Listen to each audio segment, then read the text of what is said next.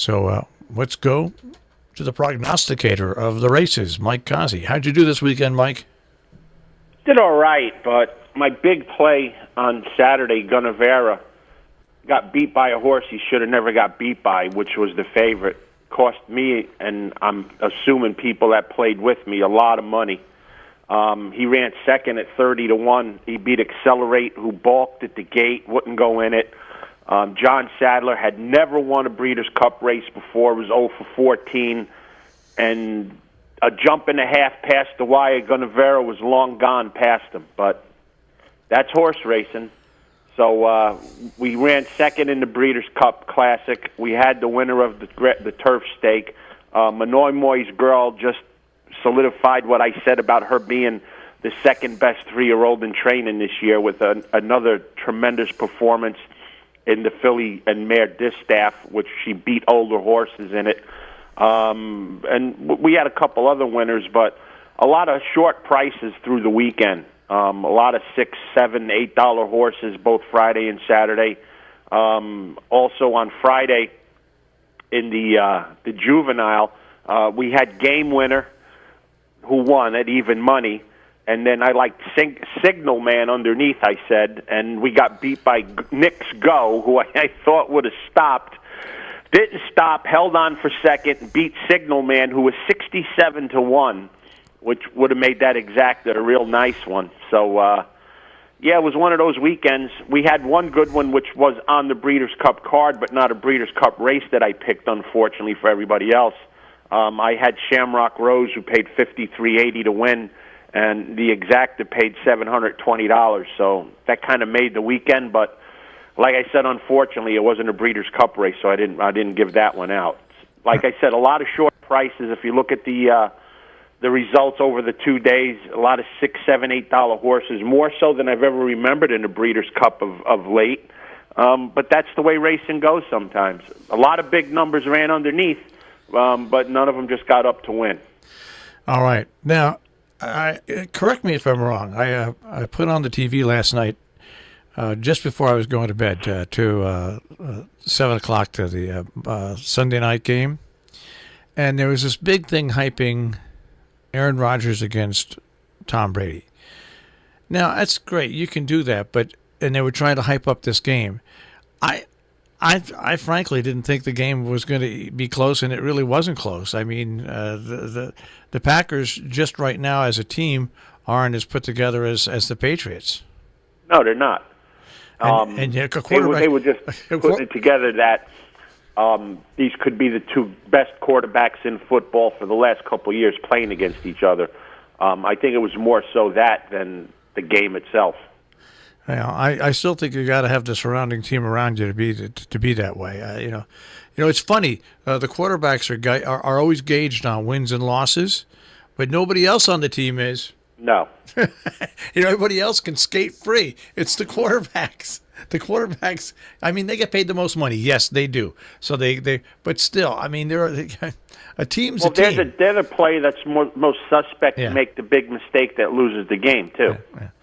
Well, the guy I love to hate with the Chargers, the Chargers won again, so they're looking pretty good this year, actually. If you look at the Jet game yesterday, they lost because of the quarterback position. He threw interceptions. He looked out of sorts, and they lost. So you can't blame the entire team when the entire team was at a disadvantage because the quarterback played well. So the quarterback will get most of the credit when they win and deservedly get most of the credit when they lose, too. Most rookie quarterbacks are terrible, though, except for the kid from Kansas City. Well, really. Some are more terrible than others. Yeah, that's true. Some are more terrible than others, but they normally go through that learning process, except for the kid from Kansas City. Jeez, I mean, gosh, unbelievable. We'll see what he does his second year. We'll see. Well, also see what he does in the playoffs. I mean, that's Kansas City and playoffs. They don't go good together. I know they don't at all. Well, at least I didn't have to worry about the Giants losing this weekend. Well, it's only because they didn't play. That's exactly right. If they played, you would have had to worry about it. I wouldn't have worried about it. I would have expected it. Of course. So how did we make out with our picks? Well, you did about as good as the Jets. You won one game and lost two. Yep. You had Chicago who won. You lost with the Rams in Washington. And I had Kansas City, New England, and Carolina, all 3-1. So you are at 25-17-1, and I'm at 28-15. Didn't I take the Patriots, though? No. You took the Bears, the Rams, and Washington. Jeez. I didn't take the... Go to the tape. That's unbelievable. I should have gone with the easy one. All right. So you did? I went to the track yesterday to cash a ticket, and I was talking to my friend selling programs. There was a clown walking around the track telling people, go bet $100 on Washington. They're going to win, and when you win, you can give me 20. I wonder if those people are still looking for him. Yeah, they're looking for him, all right. Hey, what a bunch of fools. If you're going to bet on anybody from the NFC East playing a team outside the conference, you're crazy. If you're going to bet football, you're crazy. Yeah. All right, so tonight is who plays tonight? St. Francis of Assisi. I don't know. I got to look. I know. I have no idea either. I have no idea. Let me go to NFL.com, see if I can find out. Tennessee and Dallas. Where's the game? Dallas. Oh, God.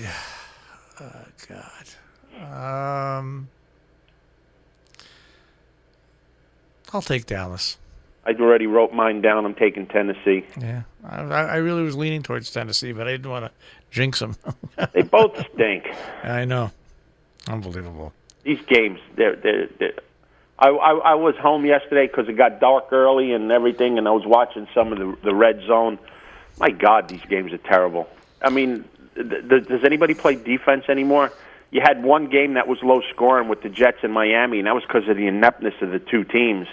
Everybody else is 40 points and better in every game. Some score like the New Orleans Rams game. They scored 80. Now, that was a good game. That was an entertaining game. I was going to say that I watched that game because it was a fun game to watch at least. Well, those were the two best teams in the NFC playing against each other, and the two best quarterbacks playing against one another in the East. I mean, it was fun. The two worst defenses. Yeah, I mean, unbelievable. But it was fun to watch.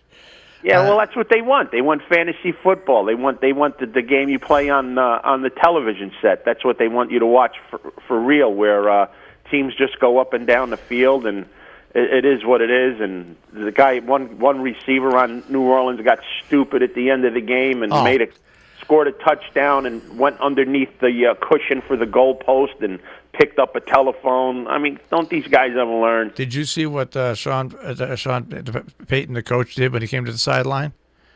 I couldn't tell if he was laughing or he was really bawling him out. I couldn't tell. He was bawling him out. I don't know. He looked like he had a smirk on his face too. No, he was bawling him out. Yeah, he was bawling him out.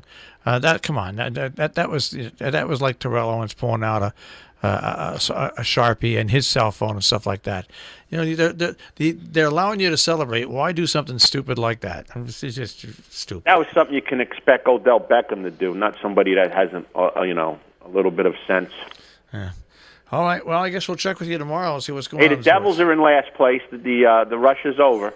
Devils are in last place and last place. And guess who lost again last night? Probably the Rangers. The Lakers. Oh, they're the fakers. That's the other thing I wanted to talk about. How are they doing? What are they, 3-6 or something? Not doing too good. How's baby LeBron doing out there?